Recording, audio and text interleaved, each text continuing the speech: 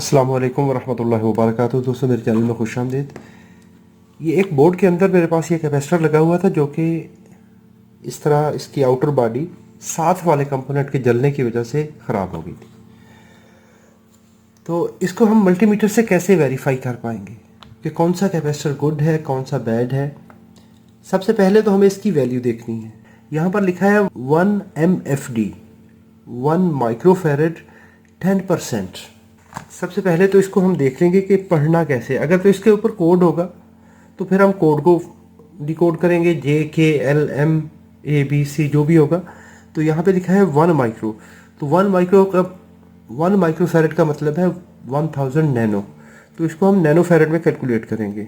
1000 nano plus 1000 multiply with 0.1 1100। अगर multimeter ऊपर वाली साइड पे 1100 या इससे ज़्यादा पड़ता है तो कैपेसिटर ठीक होगा, और माइनस लिखते हैं यहाँ पर तो 900।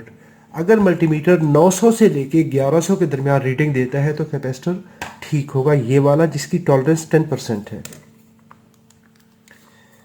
मल्टीमीटर से टेस्ट करने से पहले इसको हम क्या करेंगे, डिस्चार्ज कर लेंगे। जब भी कैपेसिटर टेस्ट करते हैं तो कोशिश करिए छोटी से छोटी टेस्ट लीड इस्तेमाल करें। ये 995 नैनोफेरेड है तो ये टॉलरेंस के अंदर है, तो ये ठीक है। अभी मैं दूसरे मल्टीमीटर से भी इसको वेरीफाई करूंगा। डिस्चार्ज कर ले।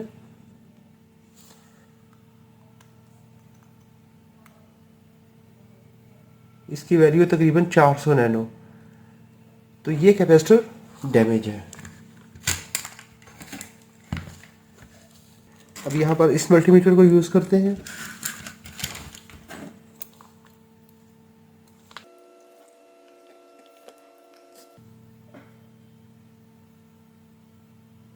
ये इस तरह करके रीडिंग दे रहा है, यानी इसकी रीडिंग उसकी लिमिट से बहुत ज़्यादा बाहर है, तो इस कैपेसिटर को हम यूज़ नहीं कर पाएंगे।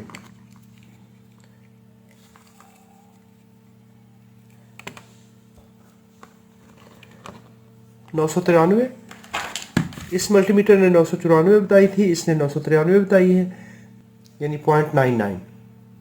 तो हमारी 0.900 से 1.1 के दरमियान रीडिंग होगी तो कैपेसिटर ठीक होगा।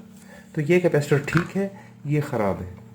वीडियो अच्छी लगी है तो लाइक कीजिए, सवाल हो तो कमेंट में लिखिए। अपना और अपने प्यारों का बहुत सारा ख्याल रखिए। अस्सलाम वालेकुम रहमतुल्लाहि व बरकातुहू।